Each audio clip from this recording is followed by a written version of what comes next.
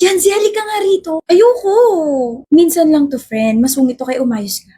Good mood siya ngayon, no? Yanzi, si Miko.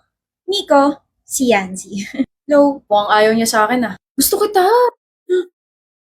Gusto kita makilala. Pinilit ko nga lang to friend ko na friend mo pala na ipakilala ka sa akin kasi since first year college pa lang tayo. Crush na kita tapos alam mo ba unang kita ko sa'yo, nabili ka ng fishbowl sa may kwek-kwek. Aga mo naman nilaglag yung sarili mo, friend. Weh, mabilis ma-turn off yan. Anong ginagawa mo? Mabilis ka raw ma-turn off, edi ino-on kita para may chance pa ako sa'yo. Ba't parang ay gumana? Nasaan kaya yun? Sino? Si Miko. Bakit mo siya hinahanap? Malamang crush ko siya eh. Bakit pa ako dadayo rito sa classroom nila, di ba? Hi, the things that I can do for the person that I like. Swerte siya ako yung nagkagusto sa kanya. Eh bakit gusto mo siya? Gwapo eh. Yun lang? Dami mo naman tanong, Miko. Miko. I mean, nakanta ko. Miko. Miko sa puso ko. Paraan ako. Bakit? Diyan classroom ko eh. Alam ko. I mean, daan na. Minsan na nga lang makausap, palpak pa. Kinantahan ko pa siya, wala pa man din sa kondisyon tong boses ko ngayon. Sana pala sinewan ko na lang siya. Sige nga, sayo ka nga. Ganto. Mama! Kala ko may naliligaw na zombie. Busy ka? I have 30 minutes before my next class. Bakit? Then, akin ka. Oh? I mean, akin na muna yung time mo kasi I wanna introduce myself properly. Yung nangyari kasi nung isang araw nung pinakalala ko na friend mo pala, that wasn't me. May kambal ka? Wala, pero that was me na nagulat sa presence mo kasi, ikaw yan eh. Nagulat ako kasi ang gwapo mo pala sa malapitan. Wala kang pores. Sana all. I'm Yancy Sylvester, 20, tapos dyan lang ako sa may second floor. Comes yung program ko, tapos dumadaan ako sa classroom niyo para masayit ka, makita ka, tsaka matignan ka. Pare-pares lang yun, di ba?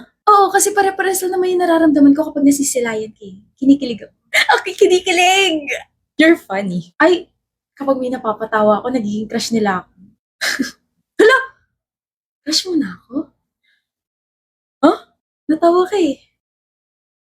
No. Papunta na rin yun dun. Ano ka ba? Sige, see you around, Miko.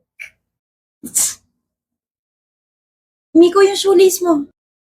Good morning din sa'yo. Salamat sa pag-greet sa akin na kompleto na yung araw ko. Uy, wag ka masyadong ngumiti. Baka ma-fall ka na yan. Oh, ako pala yung na-fall. Literally.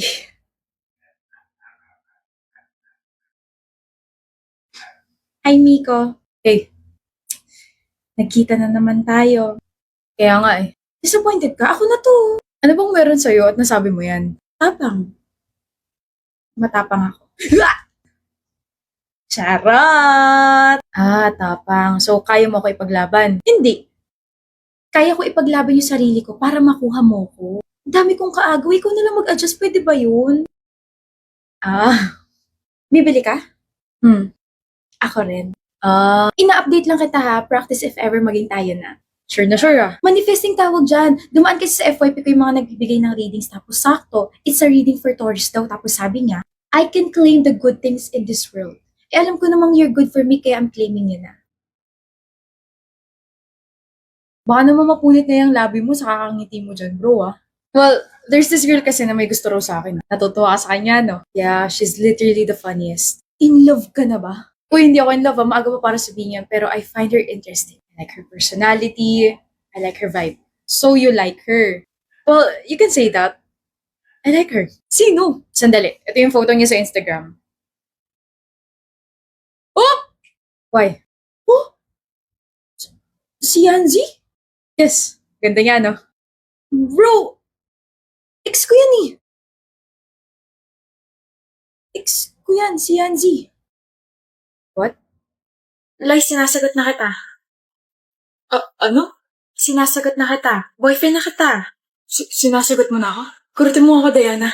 Ha? Baka nananaginip lang ako ngayon eh. I love you. I love you too. Di alam mo to? Natapos na namin yung assignment na yan. We, pwedeng patulong. Alam mo naman kasing mahina ako sa math eh. Papagawa mo na naman sa akin? Dali na, babe. Love mo naman ako, diba? Babawi ako. Bibilan na lang kita ng food mamaya. Sabi mo last na yung pinagawa mo sa akin noong nakaraan. Bumawi ka. The best ka talaga, B. Sumunod ka sa akin. Oh, wait lang ah. Akala ko ba matalino ka? Bakit? Galit ka ba sa akin, Loy? Di ba matalino ka? O bakit lahat ng pinagawa ko sa assignment at saka mga essays, puro mali? Puro bagsak? Alam mo bang 3 line of 7 ko dahil sa ginawa mo? Puro mali yun. Parehas lang naman tayo ng teacher. Oo. Ito. Saksak mo sa kukote mo para malaman mo hindi ka talaga matalino. Deserve mo naman yung mga line of 7 mo eh. Ano? May sinasabi ka? Sabi ko, deserve mo yung mga line of 7 mo, Loy. Deserve ko? Ganyan na nakuha mo dahil manggagamit ka. Dahil tamad ka. Ganyan na nakuha mo dahil ako ang napili mo. Ikaw ba si Diana? Yung nililigaw ni Loy? Yes, bakit? Sino po kayo? I'm a concerned citizen. I'm Loy's friend, Treya. Hi. I just wanna say na gagamitin ka niya and mag-start yung plan niya once sasagutin mo na siya. Plan? What plan? Sumama ka sa akin. I'll open this conversation with him para malaman mo. Loy, itutuloy mo pa rin ba yung plano kay Diana? Oo naman. Nagpapakahirap akong ligawan yun tapos bigla akong aatras. Yung nga, ano ka ba? Matalino yun and even if she looks gullible, I know mapapakinabangan siya for my assignments and projects. Papasa ako dahil sa kanya. And if hindi ka niya sagutin, I guess I'll have to find another girl. Gimaya na ulit, Rhea. I told you, he's planning to use you. Kala ko naman may nagkakagusto na talaga sa akin. Why are you doing this? Marami na siyang ginamit, kasama na ako ron. At nung nalaman ko yung totoo, I forgave him and made him my friend to avenge myself. Now it's your turn. Teach him some lesson, okay? Nakakaasa ka. Yung sagad sa buto. I'm sorry, Diana. Please help me agad. Babawi ako. Hindi ako pwede magkaroon ng ganitong grades. Mapapaya ako ng parents ko tsaka magagalit sila. Please. Sige, tutulungan kita. Talaga? Tutulungan kita sabihin sa parents mo yung mga kalokohan mo.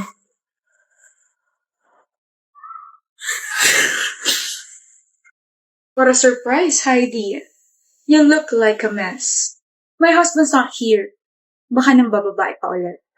Bigay mo na siya kan asawa mo, Zanea. Seryoso ba? Pumunta ka rito para sabihin lang yan? Hiwalayan mo na siya. Ako na mahal niya. Tone down your voice. Baka nakakalimutan mo nandito ka sa pamamahay ko. Ibigay mo na siya sa akin. Kailangan ko siya. Anong pakiramdam mo sabihin ka ng asawa ko na mahal ka niya pero sa akin pa rin siya umuwi? Sa'yo siya umuwi kasi wala siyang choice. Sa akin siya umuwi kasi alam niya sa sarili niya na lalo siya nagiging walang kwentang tao kapag kadikit ka niya. Ano sabi mo? He's nameless without me. He's unworthy without me. Hindi siya karespe-respeto kapag wala ako sa tabi niya. Lahat ng mga ginagastos niya sa'yo, galing yun sa kumpanya ko. Ibig sabihin, wala siya magiging pera kung iiwan ko siya. Hindi mo rin naman siya kayang buhayin. Balita ko bumagsak kumpanya mo. Sino bang may gawa? Ay, ako nga pala. I pulled out your investors para sa akin sila mag-invest. Very matalino, di ba? Bukod dun, itinakwil ka na ng buong pamilya mo dahil sa kahiyang dinulot mo sa kanila. Dahil isa kang kabit. Sila pang humingi ng tawad sa akin dahil sa ginawa niyo sa akin ng asawa ko. Ang kapal na mukha mo. Ikaw ang makapalamukha. Pumunta ka rito para sabihin ibigay ko na sa iyong asawa ko. Ako na ang mahal niya. Walang nagtatanong. Walang may paki. Hiwalayan mo na kasi siya. Hindi naman na kayo masaya eh. Para sumaya kayo? Ayoko nga. Well, hindi ko naman na mahal ang asawa ko. I already have my peace of mind kasi alam mo yun, pa-travel-travel lang ako, pa-shopping-shopping. Masaya ako sa buhay ko ngayon. Pero kayo, hanggang sa mamatay ako, nakakabit ang salitang manloloko at kabit sa inyong dalawa. You'll never be happy. Walang tatanggap sa inyo kasi mga immoral kayo. Kung sino pa yung kabit siya pa tumatapang. Kadiri. Mahal! Bakit ganyan ka lang? Wow! Gising ka pa at naka-makeup ka pa. Grabe naman yung eyeshadow. Pak na pak. Sampunta mo, miss. Tara, hatid na kita sa kwarto natin. Bakit ngayon ka lang? Scary mo naman, asawa ko. Nagsabi ako kanina, di ba? I'll go out with my friends. O di ba English yun? Sabi mo pa nga, sure, Erson. Have fun. Alam mo ba? Kung ano oras na? Bakit hindi mo tignan dyan sa relo mo? Ubus na ba battery? Deserve. Pinipiloso po mo ba ako, Erson? Oh, no, ma'am, no. Magpaliwanag ka. Kaninang 1 p.m., sabi ko aalis ako. Hindi na pala. Ayoko na makinig sa paliwanag mo. Look, bilis talaga magbago ng mood ng mga babae. What did you say? Sabi ko po, hala, ang ganda naman ng eyeshadow mo tonight, Miss Heart. Sino si Miss Heart? Kabit mo? Ba talaga kapag hindi active sa social media? Ano? Yung sa TikTok asawa ko. Yung, nandito na naman si Miss Heart. May bago na naman siyang kliyente. Napapangiti na yon. Nakakainis ka. Kunwari nga galit ako kasi late ka umuwi. Tapos kunwari nag-overthink ako para suyuin mo ako. Araw-araw at gabi-gabi naman kitang sinusuyo, mahala. Babe, masyadong healthy yung relationship natin. Kahit maggalit-galitan ka dyan, matutunaw pa rin yan dahil gwapo asawa mo eh. La, kikiligin na ako sabay ganun. Nagsisinungaling ako? May sinabi ba ako? Sobrang gwapo mo kaya. Ganda ng mga mata mo. Sarap titigan. Actually, yung buong mukha mo nakakatunaw. Alam mo, what? Imbis na ikaw ang kiligin, naging ako naman. Baby, kasumi naman eh. Baby, you're my sun and moon. Ano yun? Wala. Yee! Ba't ka nga pala naka-makeup? Wala lang. Ganito mga napapanood ko sa teleserye kapag umuwi ng late yung mga asawa nila. Lagi sila naka-makeup tapos nakaka-intimidate. Ganon. Tigilan mo na yung B. Hindi ka kaya nakaka-intimidate. Mukha kang marshmallow. Hinirapan ako. Matara yarn. Hindi ka na. Ako na magtatanggal sa makeup mo. Che!